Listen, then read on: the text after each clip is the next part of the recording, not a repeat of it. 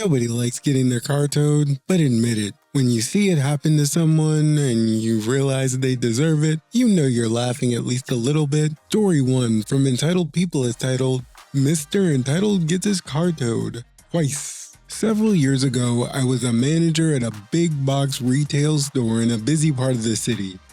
The neighborhood was mixed residential and commercial, and it also had a tourist area. Parking was at a premium, and almost all of it was paid parking, including street parking.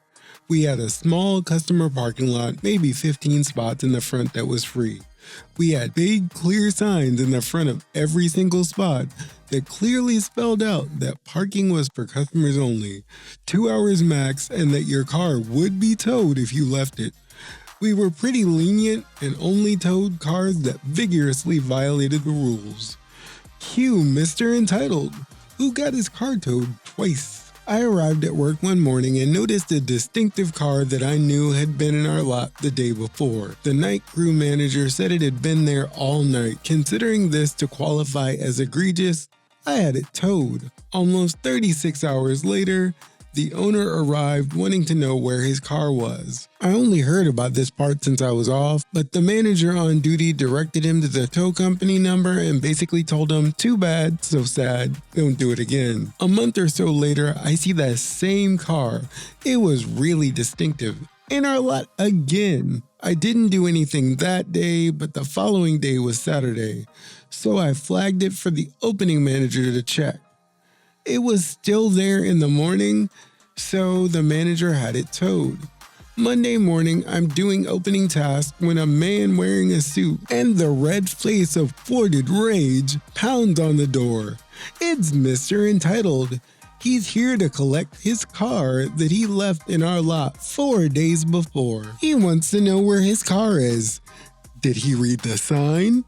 He wants to know who authorized towing his car. That would be me. He wants to speak to the manager. He's in luck. That's also me. He doesn't believe I'm the manager. Not my problem. He wants to know how dare I treat a customer like this.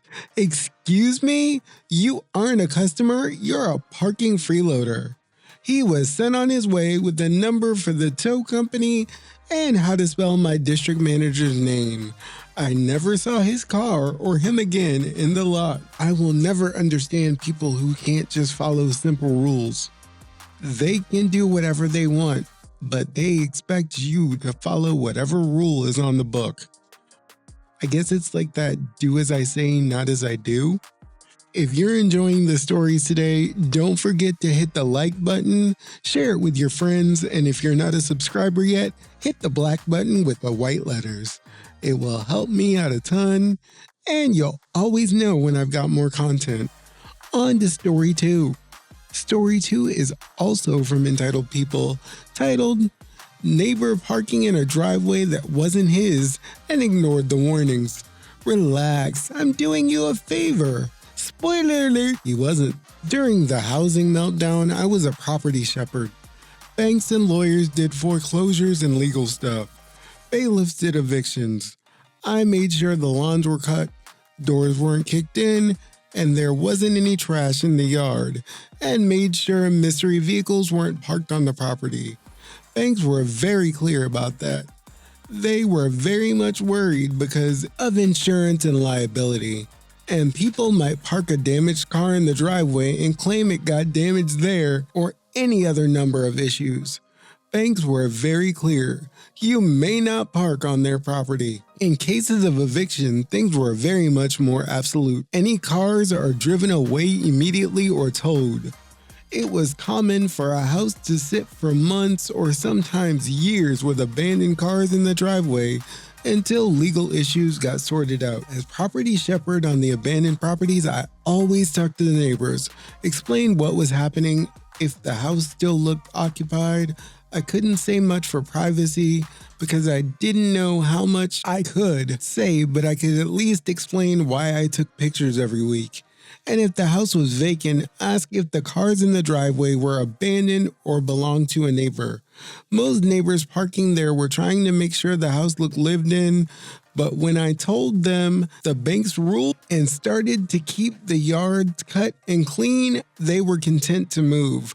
One thing we couldn't do was remove anything that might be of value to anyone. Branches and leaves we could remove. Rusted bikes, broken lawnmower parts, car parts, all of that was legally personal property and couldn't be touched without an eviction order. Before an eviction, sometimes the city would come in and remove the junk from the yard, in which case they opened themselves up to being sued, so they usually didn't bother to risk it. They were happy to keep writing tickets and hopefully the bank paid up. Far beyond my pay grade. At this particular house, an eviction was coming up. I was not privy to the exact time, but I knew it was within the next 3 days. I went by the house a couple of extra times. I left a note on the door of the neighbor and finally spoke to him. I reminded him of the bank's rule about parking there and told him he needed to move his car immediately because the bailiff would be there imminently, and if his car was there, it would be towed. He again said he was doing me a favor by parking there because he was making the house with boarded windows, overgrown hedges, and junk scattered around look lived in. Sir, there will be an eviction soon. Anything on the property will be removed, including your car. It'll be alright. I'll leave a note and they'll come and get me to move it. Sir, please move your car. The eviction crew does not need to read your note or call you. He just walked away. Enter the bailiff. The bailiff is a sworn court officer. He wears a badge. He carries a gun. He ensures that nobody interferes with the eviction. If there are people inside, he escorts them out in handcuffs if necessary. If anybody other than his crew or a locksmith or somebody fixing the kicked-in doors sets foot on the property during the eviction, he will yell at them, then escort them off the property and arrest them if they cause a problem. The eviction order says all personal property must be removed.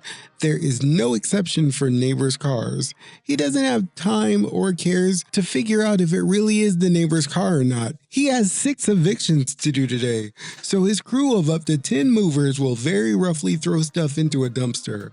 I have first-hand knowledge of dumpsters filled with well over $100,000 of electronics, art, furs, designer goods, everything except firearms, illegal substances, and medication goes into the dumpster, or to the curb if the city doesn't require or allow dumpsters. Now, when the bailiff arrives, he counts cars, calls the tow company for that area, and they either send out that many trucks or plan repeat trips. Apparently, the bailiff showed up at 6 a.m., saw one car, and it was gone within the hour. I don't know if the neighbor tried to argue with the badge and gun, but if he did, it would not have gone his way.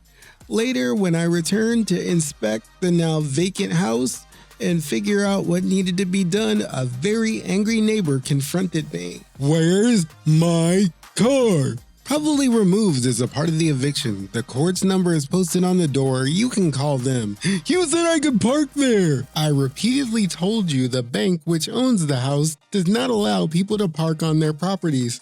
"You'll pay to get my car back." I had nothing to do with towing your car. If you have questions, again, there's the court number. "I'll make the bank pay. What's their number?" Thinking that the bank might have tens of thousands of employees and not knowing an extension for idiots to get payback, I don't have a number for them. The attorney who handles the eviction is listed on the court order, so you can try calling them. Now, if you will excuse me, I went into the house, making sure the door was locked behind me. And before I left, I scanned the yard and the street from every window there was to see if he was waiting for me. He wasn't. Never did hear if the bank paid to get his car back.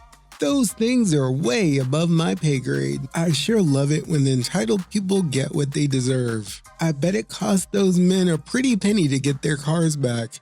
Listening would have been free, and reading for the first guy is fundamental. I hope you enjoyed today's stories. I, as usual, have a blast reading them out to you. If you did, please continue liking, sharing with your friends, and please don't forget to hit that subscribe button.